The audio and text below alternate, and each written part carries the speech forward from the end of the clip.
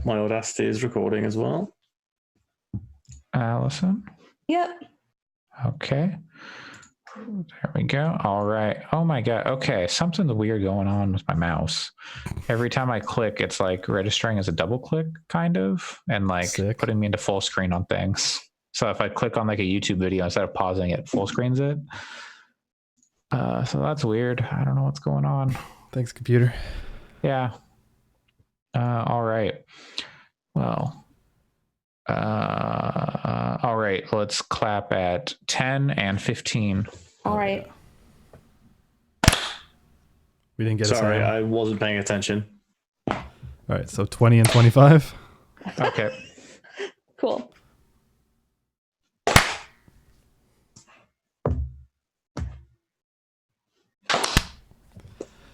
I hope my neighbors question why there's occasionally clapping in the morning. Yes, I hope so too. And just two. Paladin Amber keeps making like bad tweets on purpose, or at least some of them are on purpose. Like she's like, who wants their cheeks clapped?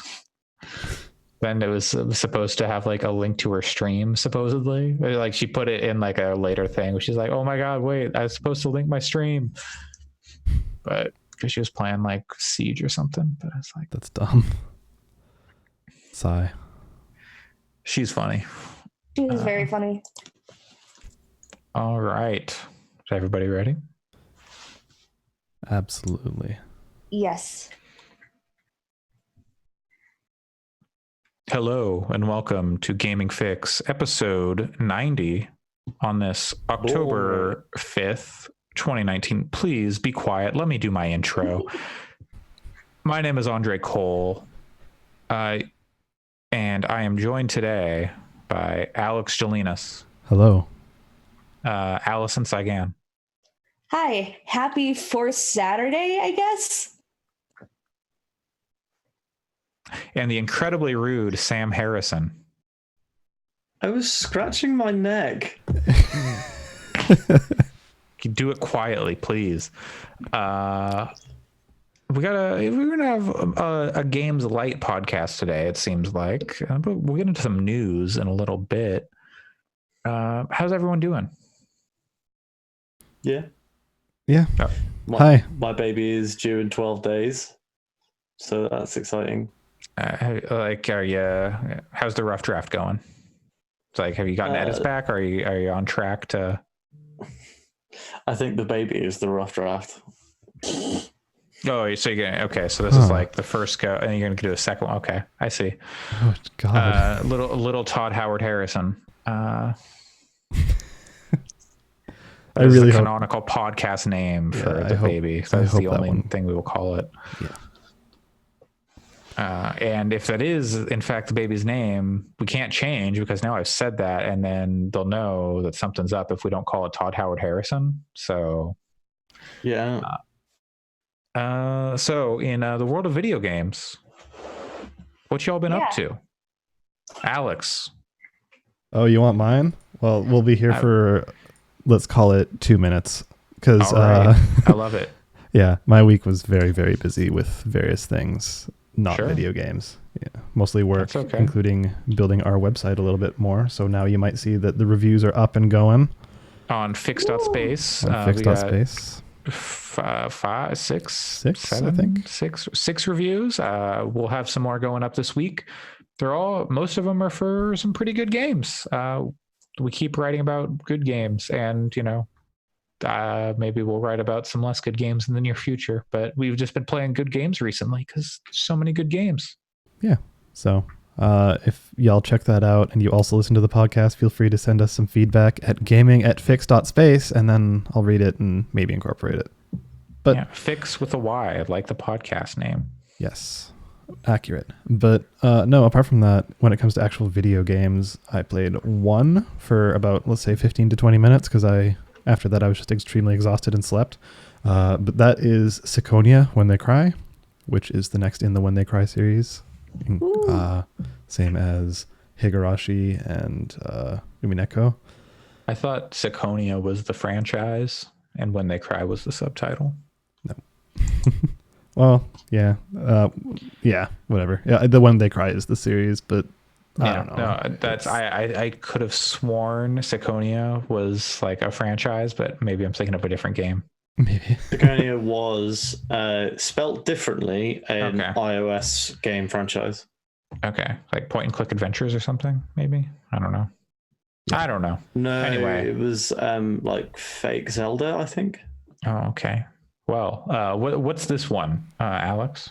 This one is weird. It starts very unlike any of the other ones, where Higurashi is just kind of like the main character is a dude what's going to school. He's from a big city and starts going to school in a small town. So it's Visual pretty novel? Yes, all visual novels. So and then that one turns into like a horror game, and then the second one is like, it seems like faux Victorian, like everyone's dressed up in like really roughly clothes and like fancy stuff, but then they're meeting up in an airport. So, and it goes some really weird places. It's very good. Well, when the Confederates tried to take over at the airport at Gettysburg. Yes, that was my favorite part of U.S. history class. But Yeah. This one starts with like a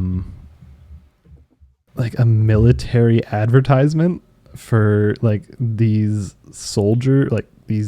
child soldiers what wear like nanotechnology suits that allows them to fly through the air faster than air, like fighter jets and stuff like that, and like also they can take explosions and like reflect bullets back at people. So it's like starting really sci-fi-y, but then it cuts to like a military man being like, yeah, that was a pretty good ad. I think we could make it even more explosion heavy though. Kids love explosions. So, I don't exactly know where it's going right now, but it starts with a lot more immediate weirdness and humor. So Yeah, because I've only watched the anime for Higurashi, and it gets really weird, but I feel like it kind of like works its way up to the weirdness. Oh yeah.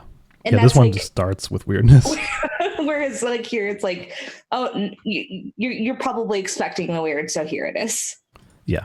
And it's like the When They Cry series before they get remastered, in that all of the art is terrible, but it's kind of charming in that way. Like the author is known for being absolutely awful at art, and then people have to do a second pass over it just to make it like presentable to humans usually, but this is the first pass, so the art is pretty bad. The character art, I should say. That's interesting. Huh. Yeah. Anyways, Wow. yeah, that's about all I got for that. I'm probably going to be playing many hours of it. I don't know how long it is. How long are they normally? Usually they do it by episode, and each episode can be like 9 or 10 hours. Wow. So, and like Umineko had like 8 chapters, so it ends up being like almost 100-hour visual novel. Gee, and how long between chapters usually? Higurashi still doesn't have its latest chapter, at least on Steam. I'm still waiting on that to buy it. And that has been, let's call it 10 plus years. So, Okay. I mean, it's done in Japan, right? But it's like, yeah, it's been done in Japan for a while, but the Right. official translations have not come out yet. yeah. These are okay. I see. That's odd. There's no like fan translation or anything done. There are, if you Okay. really want to go in there, but the localization is usually actually pretty good. So Interesting. Well, that's all very exciting to hear. A lot of visual novels this year. Yep. Like usually you've got like 1 or 2 that you're like pretty into, but this year they're just coming fast and furious. Yep, man, the Fast and Furious visual novel would be pretty good. Visual novel. Wild Speed Super Combo, which is the Japanese name for Hobbs and Shaw. Is it actually? Yes. Wow. Wild Speed Super Combo. I love it. Doesn't mean anything. Yeah, that's why I love it. Yeah. Allyson and Sam, I believe you two are playing the same game still. Yeah. Al Borland, the Somnium Files. Yeah, basically. How's it going? I feel like I'm quite close to the end. I've finished 3 of the routes. I've got to a route where it said, you don't know enough, you have to come back. When you know more information. So got to find the bombs, then you can come back to this one. And I have a feeling, Alex said that he like interacted with everything, and I found interacting with everything extremely boring after the first route. So I just speak to the people and try and see what is the most important thing in the room to interact with. Yeah, hopefully I hasn't missed stuff that means I have to read it, which will be annoying. But yeah, I've been enjoying it. I don't really have anything else to say apart from what I said previously, and I'm sure that everyone will agree when I say it's a great game. I'm just waiting to finish it off and then maybe have some more concrete thoughts about it. You did see one of the endings, though. Sorry? You did see one of the endings. I've seen 3 endings. Oh no! I mean, do you mean the one where it says the one where it says "fin"? Yeah. That made me laugh out loud. You eat a fish or something? Basically. It's the equivalent of Nia's fish ending. Okay. Yeah. I see. It's very funny. That one's really dumb. I hit that one as well, and just immediately, I think I sent Pat a message being like, I will say now, the character that gets you that ending, it might be my favorite character in the game. Interesting. That's an interesting favorite funny. character. Yeah, they're so funny, and just like the interactions that Date has with them are very funny. Just because of the kind of character that he is. I'm interested to talk more about it when more people have finished it, and probably at Game of the Year this year. Yep, we'll have to do a spoiler cast. How about you, Allyson? Yeah, I only played a couple of hours this week, so I'm honestly not very far. Getting pretty deep down one of the routes, but not necessarily. I haven't finished any of the routes yet. The one thing that I personally was most kind of nervous about with this game was that one of the more gameplay type sections in it is the sections where you're in the titular somnium, or like you're basically in dreams, and you have a pretty strict time limit. Like there's ways to extend it and stuff, but I was like definitely overthinking it, which is part of why I took so long to play more of the game, because I'm just like, what if I mess up? But I did mess up in this week, and it was pretty painless. So that was good. I was just definitely over stressing that, especially since I know I've messed up some of those. There's certain puzzles in the Zero Escape series that took me way too long to figure out. So I was just like, oh no, if there's a time limit, that's not good for me. But no, I feel like that they make it really manageable, which is nice. And like the kind of gamey ways that you can extend time are actually really interesting to think through and kind of puzzle, like, wait, I have a really, really, really strong tool here. Should I wait? Should I use it now, or should I wait to use it later?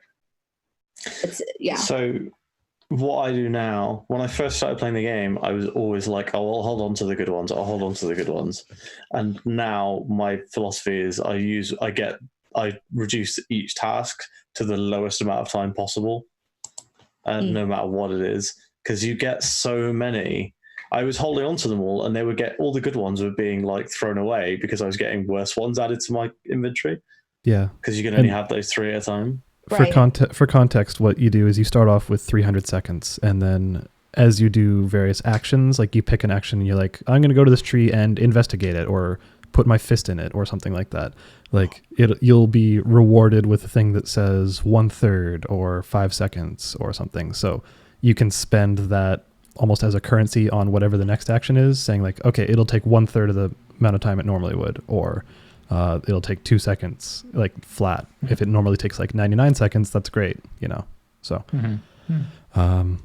also, I will say the penalties for failure in that game are very, very, very minor. Like they want you to keep going. Like, especially when you get to like the more quick time event parts of it.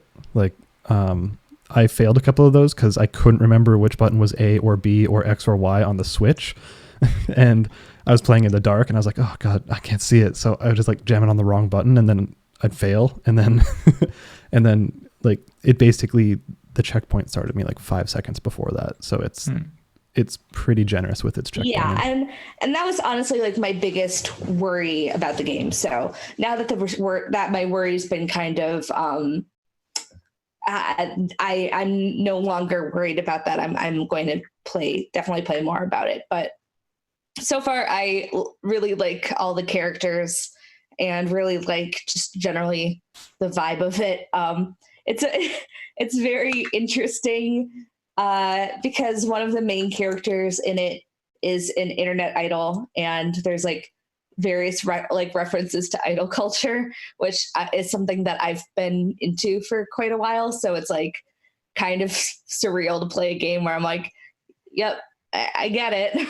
It's me. So yeah. She's basically a Twitch streamer as well. Yeah. Yep. She's a good character. Just like Diva. Sure, but less annoying. Wow.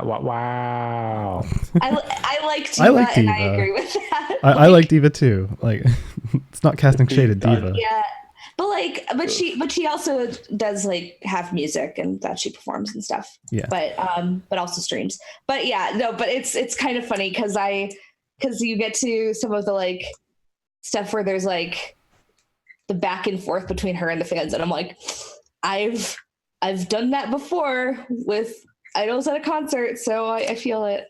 Yeah. And I think the best character all of you should have met at this point is the investigator whose name you can never remember. So you can just keep talking to him for like multiple interactions, being like, is your name this? Is it that? And then he just like, oh my God, we've known each other for like 10 years. How do you not know my name? Like, that goes on through the whole game. He's great. That's good. I think I've only had the first interaction with that person, and I was like, I'm good. I don't need to talk to him again. He has some really funny ones. There's only one character that I continue to interact with every time I see them, and it is the receptionist. Yeah. She's so funny, though. Interesting. See, wow. I'm playing it much more like Alex, where I'm interacting with literally everything when I do it, but we'll see if that continues again through multiple playthroughs and multiple. Yeah, I will say I kind of wish it had the Danganronpa 3 system where you can turn on that alternate vision mode and see everything you can interact with. That would give you new results. That would be useful.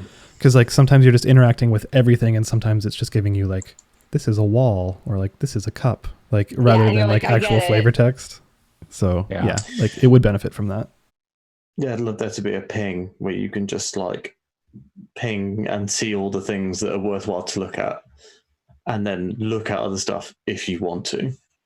Yeah, totally. I think that's probably one thing that they could definitely improve on. I'm literally sitting on Zelda and Dragon Quest, but I'm not going to play them until I finish AI. You should probably get up and get off of them. Well, they're just cartridges. I mean, I know you've like been doing CrossFit, but like muscle weighs a lot, and you could break those cartridges. You got those buns of steel now. Oh man, one is a cartridge and one is a digital download code. Actually, how are you sitting on that? Well, metaphorically. No. Well, say what you mean what you say. Crush that cartridge with your buns of steel. Turn it into, I don't know, a diamond or something. Anyways, AI the Somnium Files is really good. Speaking of diamonds, What the Golf is like a delightful game. It is delightful. Yeah, I've been playing that. I finished it. I was surprised by how long it is. I'll say that right off the bat. I expected like, oh, this will last like, a couple hours, but it was like surprisingly long. And right off the bat, I'm interested to hear how it works on a phone. Yeah, you're 20% complete. Okay. Yeah, I have like 95, 97. And the levels I have left are all like the third challenges on each hole, which are like, some of them are just like so hard. So yeah, What the Golf is a game by Triband. I think they're in Copenhagen. I'm trying to remember. And they have a complete disdain for the sport of golf. They don't like it at all. And so they, for some reason, set out to make a golf game and make golf fun, maybe. And so when you start off the game, it's like, oh yeah, okay, it seems like a simple golf game. You hit the ball into the hole. Oh yeah, hole in one or whatever. But then the next level, you hit the ball, but you don't hit the ball. You send the golfer flying through the air as a rag doll. And then the game escalates from there in interesting ways. And like, oh, now you're actually the flag and you got to get to the ball. Or now you're just like a hole from the ground that is being hit around. And the game, escalates from there and just keeps doing weird stuff. And then eventually you get dropped into like an overworld kind of in a lab, which is, I was like, wait, what's happening here? Because I was expecting just like a sequential series of puzzles, which is not what the game is. But you're going puzzle to puzzle, but you're also going around this lab and finding like journal entries about like trying to figure out kind of what happened in the lab, which is very surprising and interesting. And like you go through different zones and each zone is themed around like different mechanics or like a different game. Like early on, there's like a Super Mario Brothers like themed area. So where the levels are like, there's blocks and you can bounce off like enemy things and there's pipes and, stuff like that. You got to go up like some stairs to go and then hit a flag on the other side of the stairs that are made of blocks. It's very goofy and delightful. One of the levels actually made me say, holy shit, when I got to it. Awesome. I was just like, wait, they're doing this? Yep. And they've got like some of the best games. Like, they've got Super Mario in there, but they've also got like Portal is one of the state like zones. And they do like some, like that one I think was kind of weaker in terms of the like course design. I didn't think they were like super fun puzzles, but it was still neat that they did stuff with that. And it kind of gives you an idea of like, they're doing a wide range of games. That's cool. That they're lampooning and turning into golf. Is it difficult at any point, or is it usually just kind of like you can clear through it in like a couple sittings? So I would say all the stages that you have to clear are not very difficult. Like just the basic, because there's no like par, there's no there's like you can fail, so like you can like, oh, I fell off the mountain or whatever, because a lot of the stages take place on top of a mountain. I fell off the course, and that'll like fail you out. But like for the most part, that's not going to happen on like the main hole. But when you get into like the par courses and the like, which is like the second challenge on each hole, or the third challenge, you can fail a little more easily.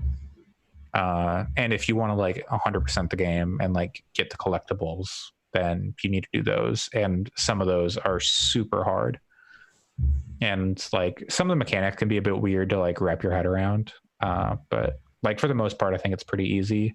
I played with a controller. I'm interested to hear Allyson and Sam how you think it is with touch controls. I think it makes a lot of sense with touch controls, to the point where I'm like, I don't even know how you do it with a controller. I was about to say the same thing. Like, I'm shocked.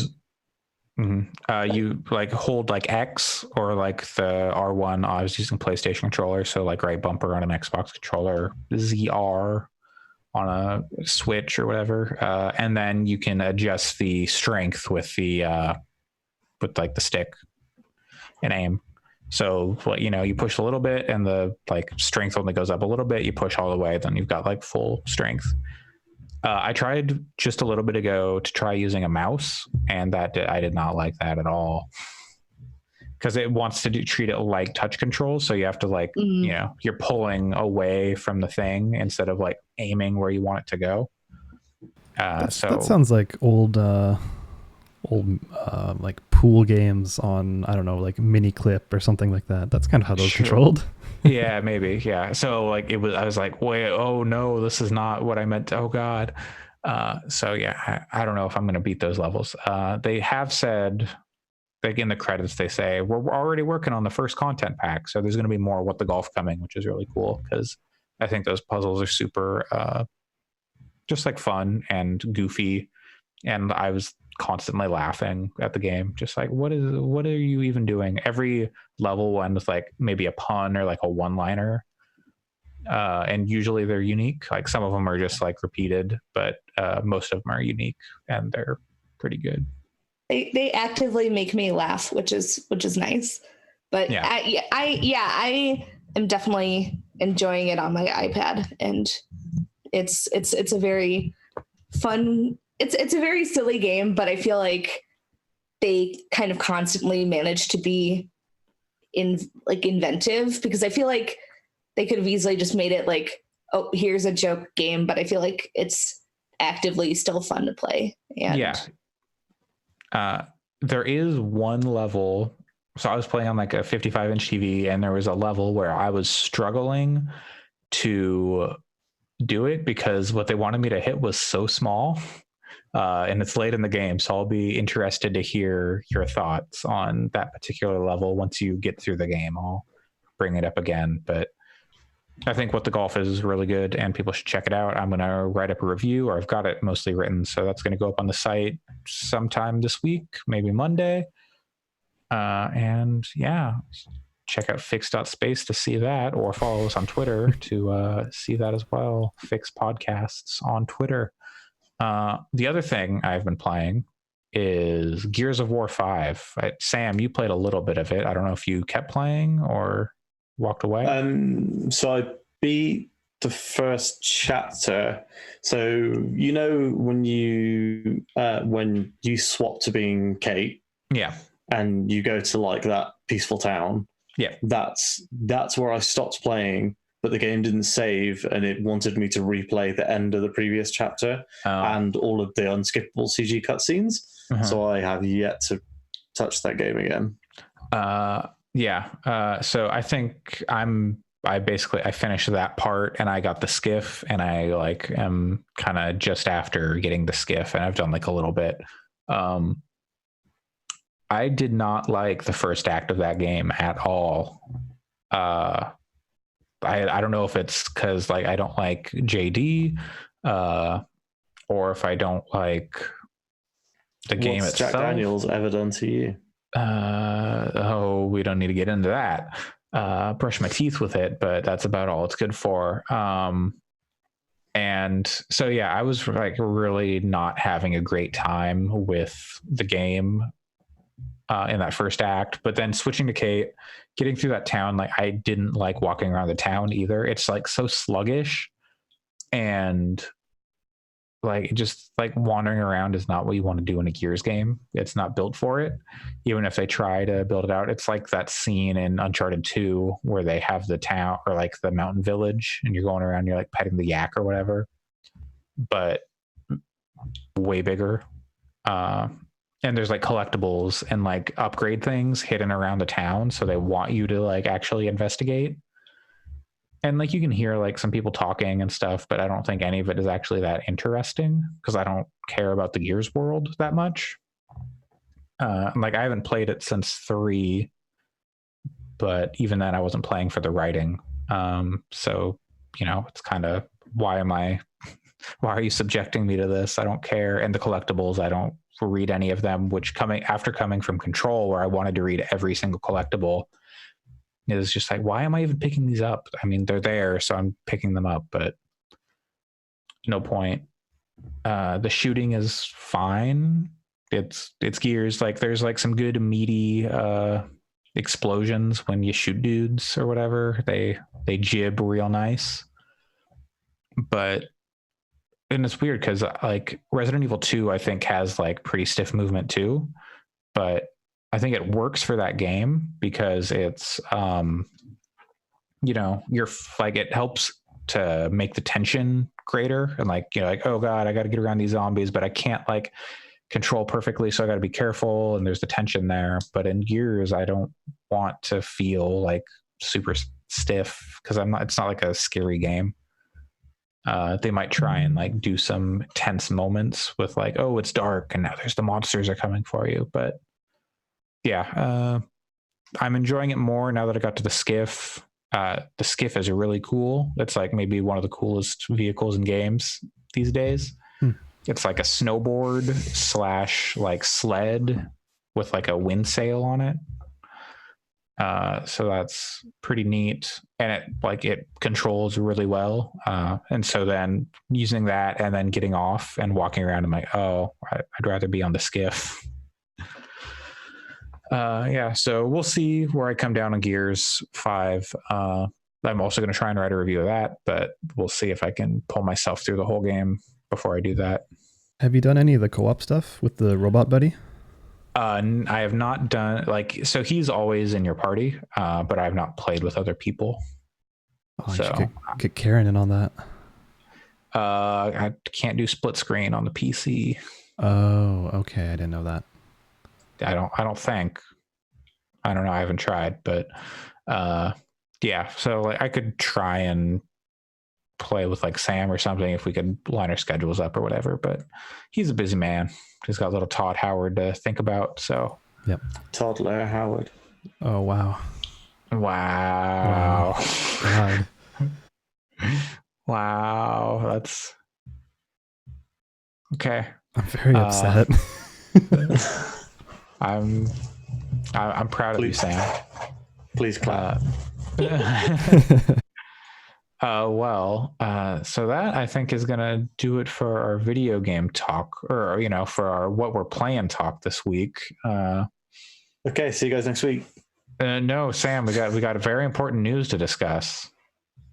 Oh boy, which one's the most important? Because you have to choose one to lead with, and since we're keeping Sam here with this news, Marvel's Avengers is going to feature Kamala Khan, aka Miss Marvel, as a playable character, which is like, it's news for people who weren't paying attention and don't know about Marvel stuff, really.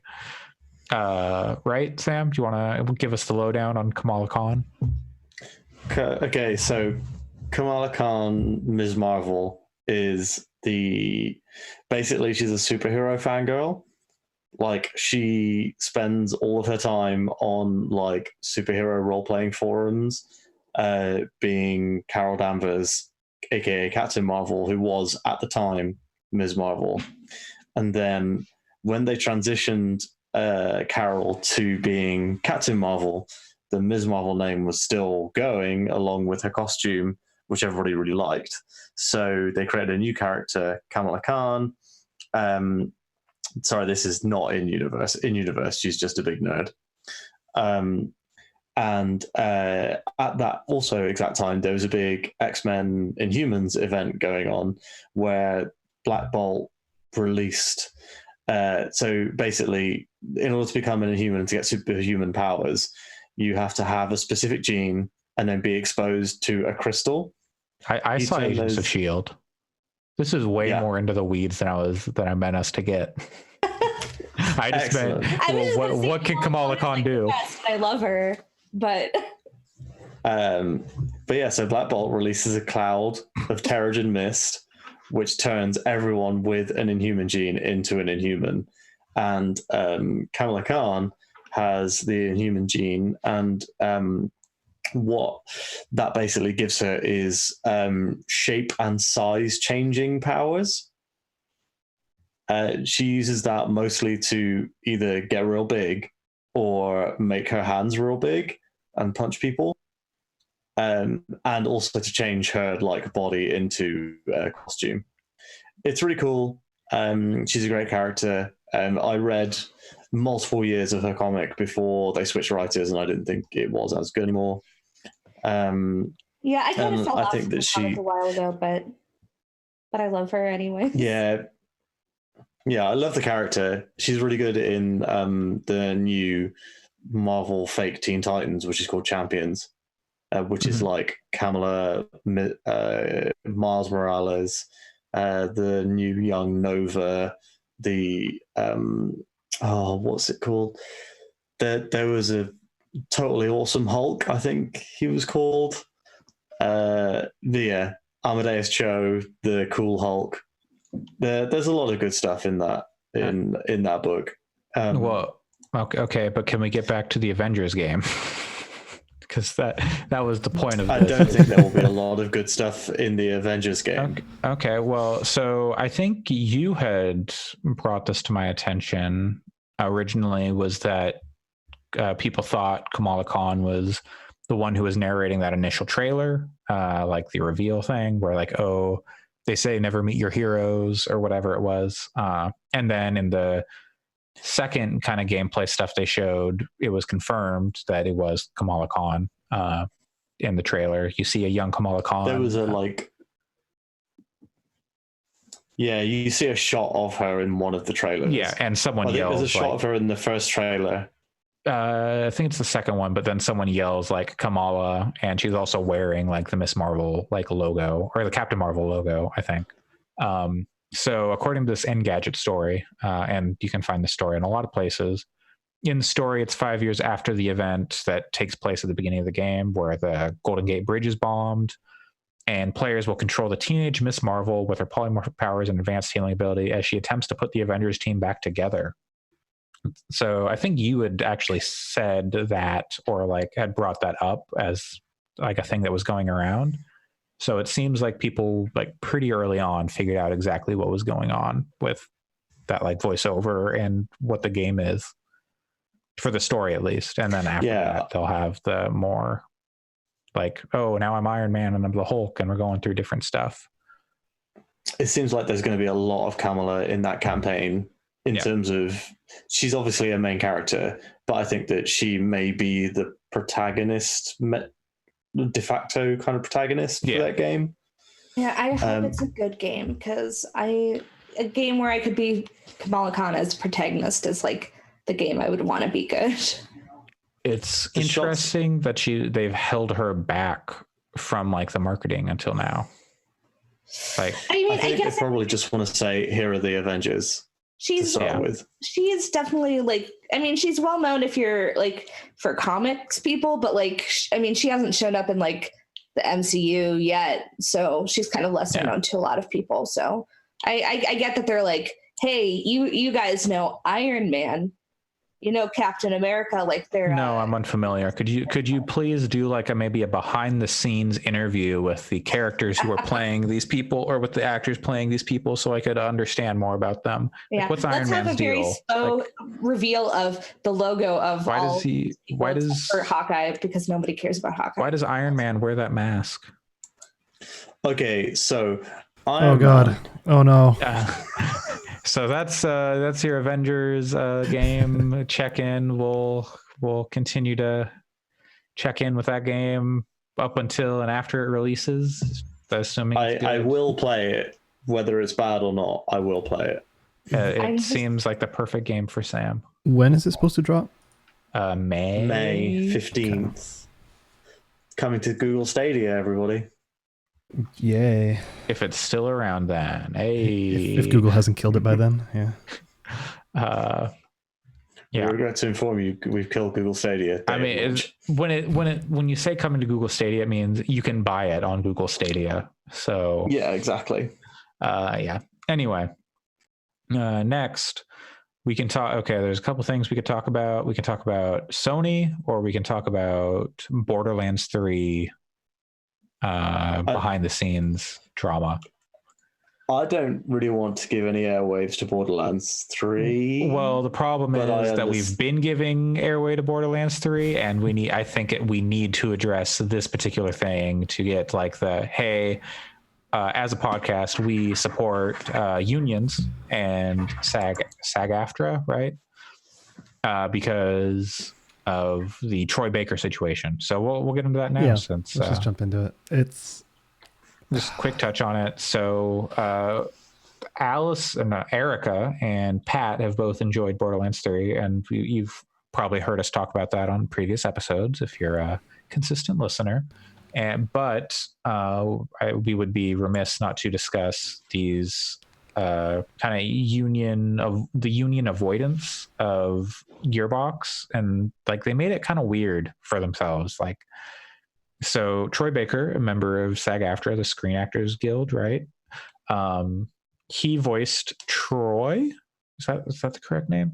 Troy Reese. Sorry, not Troy. His first name is Troy. What am I doing? He voiced Reese in Tales from the Borderlands by Telltale Games. And Gearbox wanted to use Reese and other characters from Tales of the Borderlands in Borderlands 3. And Troy Baker was like, oh yeah, I'll come back for it. But when the time came to sign contracts and agreements and whatnot, Gearbox was like, oh, but like union, we don't need to do all the union stuff. And he's like, no, we need to do the union stuff because I'm in the union. And so they basically rescinded the offer and gave it to Chris Hardwick, who has his own a whole bag of worms about why Chris Hardwick is great. Chris Hardwick plays Vaughn, not Reese, a different character. Is that who plays? I thought it was Chris Hardwick. Unless he's playing both characters from the game, I would be surprised. Okay, then I'm confused. I thought that was the whole thing. Okay, well, either way, Troy Baker is not reprising his role. But they did use people like Chris Hardwick instead of going with union actors, and then came out like, so Randy Pitchford is like, oh, Troy Baker turned the role down, and Troy Baker's like, no, I wanted to do it, but they wouldn't do it on the correct terms. And then Gearbox came out with a very incredibly petty statement. Oh yeah, the statement is really good. Our rates are competitive with union things, and I have it here. It's like that they enthusiastically work to ensure our pay and working conditions meet or exceed union standards. We also believe strongly in hiring local voice actors whenever we can, which is why we're thrilled Troy's career really took off after working with us. Oh, that's is the most fuck. Yeah. It's like, we made you. Which you owe us. Troy Baker has been very successful for very long. So. Yeah. He was definitely in The Last of Us before Tales. Before Tales from the Borderlands. Yeah. And that wasn't even with Gearbox, that was with Telltale. And it's like, it's been like Persona Gearbox and property. He's a very prolific voice actor. Like it's not like they gave this scrappy nobody a chance, They're very full of themselves.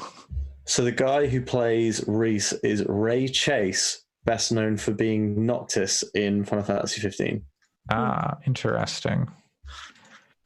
Okay, well, so there was our Borderlands 3 check-in. Gearbox continues to be shitty. I continue to not support them. Yeah, if you're enjoying Borderlands 3, hey, more power to you. We're happy for you. We just wanted to, as a podcast, say, hey, this is where we stand, and we want to make sure we're addressing that stuff when we do say positive things about something like Borderlands 3. Yeah, I mean, I think at some point there is a way one can differentiate the people, like, the people generating art and writing code and whatever from the business decisions that happen up at top and Randy Pitchford's bullshit. So no disrespect to anyone who works on the games per se.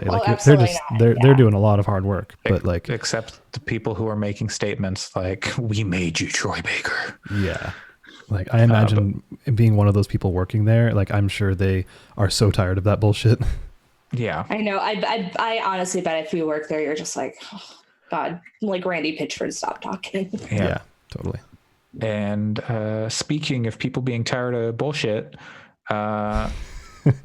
Rockstar finally said, enough already. Fine, we'll put out Red Dead Redemption 2 on PC. And Google Stadia. Oh, which is basically PC, but you don't actually own the game. I mean, we talked about this like weeks ago, didn't we? We're like, oh, Rockstar's making their own launcher. They're gonna put Red Dead on it, right? The thing that's odd to me is they didn't announce it at the same time as the launcher, like because that was like 2 weeks ago or something. It was like very recent, like that, and the game is out in November on PC. And so, like, I wonder I would assume PR plan. They wanted to talk about the launcher and to get people to talk about it, and then to also be in the news again for launching Red Dead. Maybe to keep it in people's minds for longer. Yeah, sure, but like, yeah, because it's also coming to the Epic Game Store. So maybe they were still like hammering out those details, but also you figure they would be well in place by now. So. I don't know. Is it coming to maybe? I don't think it was. It's not the Epic Game Store. This Polygon thing says Steam. I could have sworn it was the Epic Game Store. Regardless, I think the only thing. I mean, I'm not going to play it. I don't care about Red Dead, but I hope it has mod support. So the Polygon story says available for pre-order via the Epic Game Store, Greenman Gaming, the Humble Store, GameStop. It won't be sold on Steam until December, so Epic could not nail it down for a year or longer. They got a month. So November 5th, that's Red Dead 2 coming to PC. That game was all right, except the prologue at the end was awful. Prologue? Just absolute, or the epilogue, excuse me. If the prologue's at the end, holy crap. If it was at the end, I'm like suddenly a lot more interested in the world. Y'all ever seen Memento? It has. There's some really interesting stuff, and like I think a lot of that story is good. The writing is neat, but then I soured on it so much after the epilogue. Yeah. So let's see what other news do we got. What mods would you want in Red Dead 2? I've stated in our chat that mine is that I want them to make the horse testicles like 1 billion times bigger and pump them full of saline. So the other news that I was going to bring is that I would want for a mod is that the new Pokemon that was released is this new region's Ponyta, which is basically a unicorn with like kind of cotton candy like tail and mane and stuff. And so if I could ride that in Red Dead 2, that would make me a lot more interested in Red Dead 2. There will be all sorts of weird horse mods and stuff like that. But I want to see the Untitled Goose Game Goose. Oh yeah. And you 100%. Like it just randomly starts fucking with you? Yeah, sure. If it just walking around and it just starts to like just trips you in the middle of town, just like honks at you and just sows chaos within the world. That'd be pretty good. Yeah, just like you're riding your horse and then it just comes out with like wings out and like spooks your horse and the horse bucks you off. Yeah, that'd be real good. So yeah, that's that. Continuing along with Rockstar, we got PlayStation Now price cut and GTA 5 coming to PlayStation Now, which is like kind of the start of a bunch of Sony news that we'll cover right now. So PlayStation Now is their streaming service that they launched 5 years ago, maybe? Not quite, no, not 5 years ago. Yeah, like 3 or 4. 4 years ago-ish. Which, Google Stadia, eat your heart out, the beat to market way late. And early on, suck it, xCloud. Yeah. Early on, it was not great and very expensive. Like it was, I think, $100 for a year, $200 or something. It was like a lot of money for a year. But now they've dropped the price to $10 a month. It was $20 a month, and I think it's like $60 a year or $100 a year. I don't remember exactly the prices. I should look this up. It's late. I didn't make any notes. But yeah, so they brought the prices way down. Let's see. Yeah, $60 for a year. It was $100. And so you can stream games like God of War 2018. and let's see, Uncharted 4, Infamous Second Son. A lot of these games have been PS Plus games at this point. But the interesting thing with that is you can play these games on PC now, because PSNow is available on PC. Mm-hmm. So God of War now available on PC. That's very cool. Yeah. It's not going to be like the highest quality you could possibly get. Like Stadia will probably be higher quality because it's running on PC hardware, where this is just like, PlayStation 4s in a rack, basically, running to your PC. And so you'll have like, maybe 720p, maybe 1080 if your internet is real good and you're distance from a Sony data center. But there's a lot of good games, and if they keep bringing stuff like Bloodborne, which is already on there, and other exclusives, then PSNow will be very attractive. Have any of us actually tried using it? I personally have not. But I played Resident Evil Code Veronica X on it. It worked fine. It worked fine. It's a good one. But like, I don't tend to go back and play older games very much. So if they turned it into like a Game Pass thing, it would be way more interesting for me. But yeah, it's a nice library. But yeah, like it has kind of the same issues as like Stadia does, or xCloud, that people have been talking about, where you're using up a lot of bandwidth to play games that don't necessarily need to be connected to the internet. It's not going to use up as much bandwidth as Stadia, because it's not going to be like 4K streaming or whatnot. It's going to be 1080p at most. But so Sony's making moves. Further moves being made by Sony. Shawn Layden departing rather suddenly. What's going on at Sony? Shawn Layden was head of Worldwide Studios, I believe, which is kind of their, he would get up on stage. If you watch their E3 shows, you would recognize Shawn Layden. He used a lot of hand gestures, like he was teaching. He just had one hand gesture. He had a bunch of hand gestures. He was really good. No, he had like the world thing, the world. He would make a circle, and he took public speaking 101 and he got an A+. But he's always very robotic, and so I never cared for him. He replaced Jack Tretton shortly after the PS4 came out. But yeah, so I've seen a lot of people kind of speculating that there's some internal power struggles happening at Sony. Jim Ryan has taken up, or is at the head, he's CEO of PlayStation, president. There's a lot of information here. But yeah, so as Sony pulled out of E3 this year, they've kind of moved to their state of play stuff and been had less people being public facing. And then to pull Shawn Layden to leave his chairman position at Worldwide Studios is very interesting, with like no lead up. This wasn't like, I'm going to be retiring in like 2 weeks or stepping down in 2 weeks, like Reggie or however long he gave. This is just like, he's gone now. And people are kind of trying to figure out what's going on there. Yeah, I think like journalists and whatnot speculating. I think a lot of us, well, maybe mainly me, but in the past we've been pretty critical of how Sony's handling shit recently, like especially within the past year or two. I've brought it up on the podcast before. I think they're not in as strong a position as they were before. I think their leadership, like many of the people who were like leading the charge with the PS4, are gone now. So you got Mark Cerny, and that's about it. And he's on hardware. He's not necessarily making business decisions. He's got to go, okay, you want this to be an all-in-one entertainment streaming box? Okay, I guess.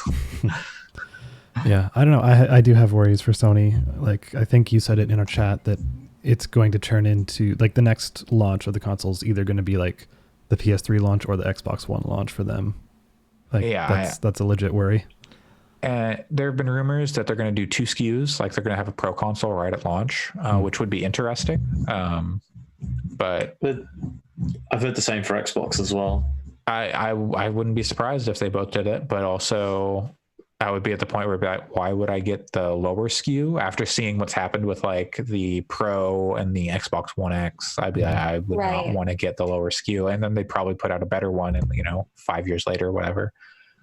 But that's games, and they're always putting out new stuff. But might be worth buying the low SKU and then waiting for the first upgrade to the Pro and getting the Pro 2. Yeah, exactly. That might actually be a more cost-effective way to do it. It'll be interesting to see what happens with these consoles. I don't really know what the next consoles are going to be like. Like, I don't see why one would get a physical console when it seems like so many people are moving to streaming.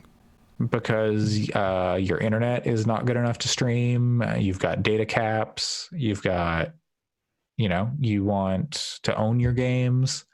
There's you like physical copies. Yeah, but like I feel like this upcoming generation will be the last one where that will probably be an option. Maybe. I don't know. But and there's going to be backwards compatibility stuff with the new consoles. So yeah, we'll see. Like the ability to like what is it? The solid state drives will make things like Monster Hunter so much faster to load, or The Witcher 3. These games that have been like really good and then really just weighed down by the load times that consoles aren't really equipped to deal with. Yeah, like the video that came out about them demonstrating the solid state drive with Spider-Man, I think. Yeah. And, like that looked really good. Like basically being in the load screen for half a second and then you're just in it. Yeah, instead of 18 seconds or whatever it was before. Yeah. And then like the ray tracing stuff, we'll see how that goes, because like AMD doesn't have any ray tracing stuff like on the market, so it'll be like their first kind of ray tracing thing, unless they release something next year. But yeah, we'll see. But I feel like the ray tracing thing is going to go the way of the 3D TV thing, where it's just going to be a buzzword for a lot of people, but no one's actually going to really like buy in and super care about it. It does look good, but yeah, I think that'll be like, because it's pretty easy, is my understanding, for developers to implement it. Like, and depending on the engine, it can just be like a checkbox kind of. I think like Unreal, I've heard that it's pretty trivial to implement. It's just, check this box and then it'll interact in this way. But I may be totally wrong. But that's a thing they can put in there. And I think the real big buzzword that doesn't matter and is absolutely meaningless is 8K.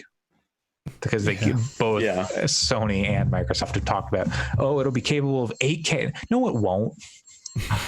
It'll be checkerboard, just like the PS4 Pro 4K is, I'm sure. Yeah, it's just, why even say? No one has an 8K TV. No one's gonna have an 8K TV until like maybe the end of the next generation. Maybe. Interesting new TV tech though is mini LED. You guys seen anything about this? Nope. No. So it's basically like a current LED is like 517 times bigger than a mini LED, and so it enables them to have way more points of detail, and it's super interesting. The first ever mini LED TV was released this year, and it's like $20,000. But they're saying that Apple is going to put out a mini LED laptop in 2021.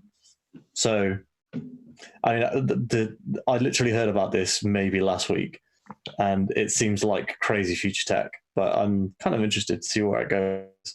I was looking at OLED TVs and have been for a long time, but I think I'm going to wait now until mini LED is the new hotness, and then OLED will hopefully get to the £800 range that I've been waiting for about 3 years.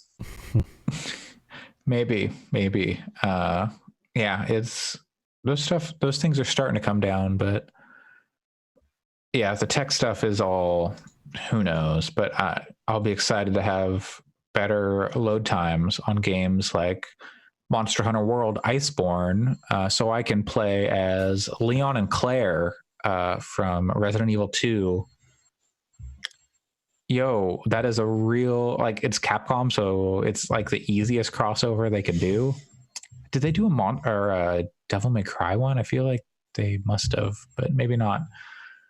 But yeah, might have so been like some armor or something, right? Maybe I don't recall. They did a lot of good crossovers, but I can't remember exactly what. They did like some Ken and Ryu stuff from Street Fighter armor, right? Yep, and they did Horizon Zero Dawn for the PlayStation version. They've done Witcher 3.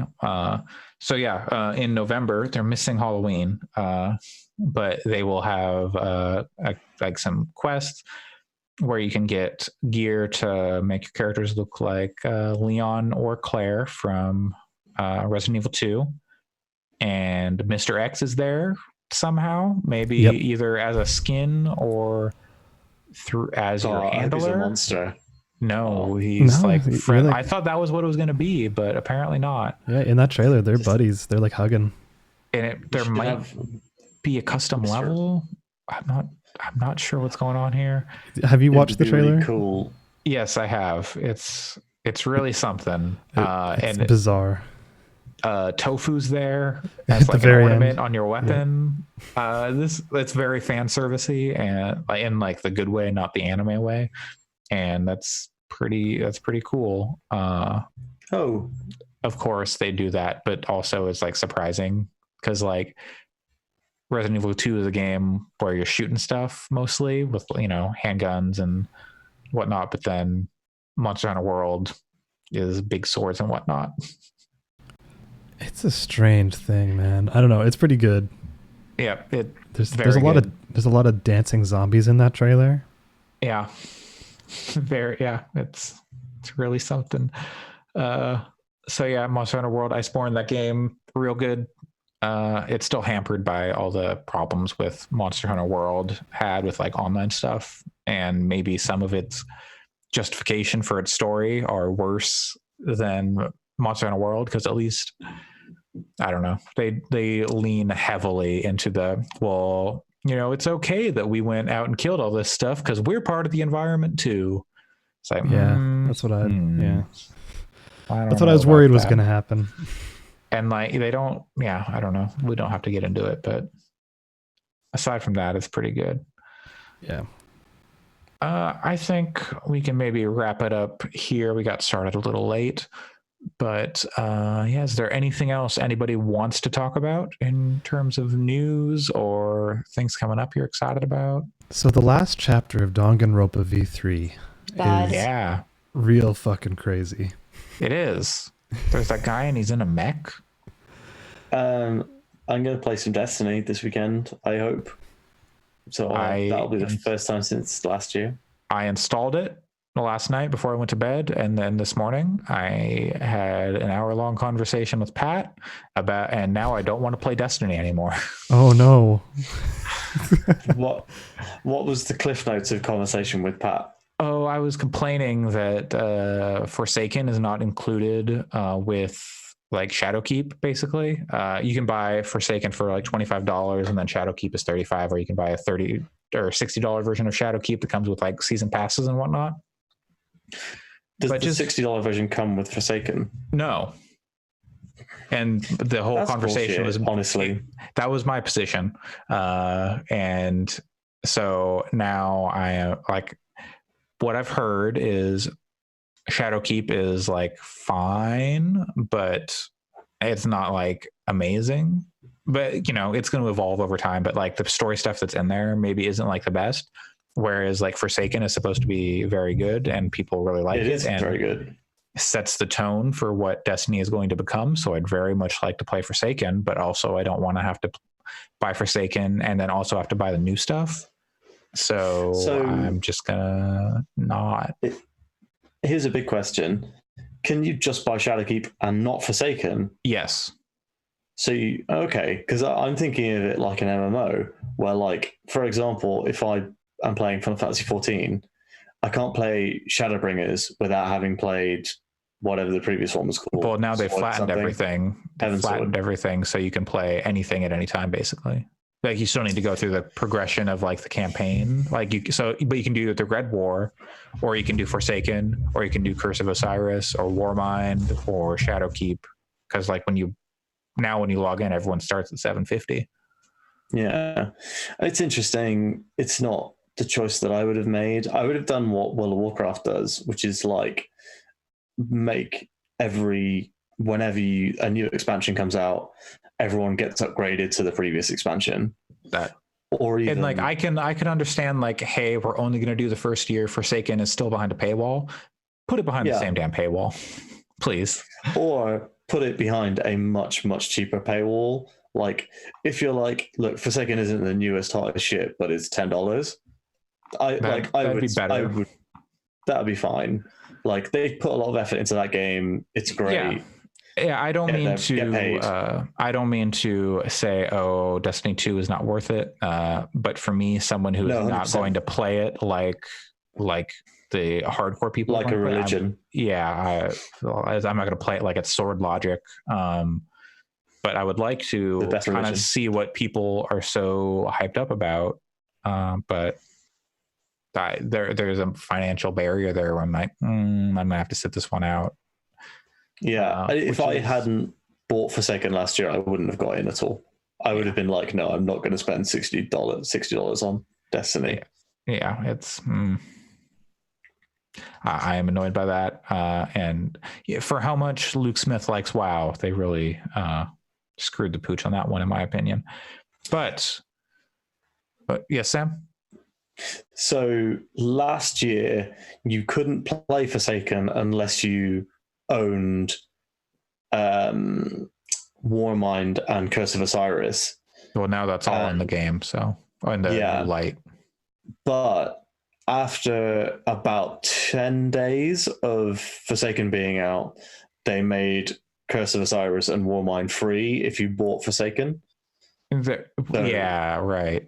Because Ben from Giant Bomb got rinsed by it, where he paid like $20-something for the Destiny Year 1 season pass, but then didn't get to play.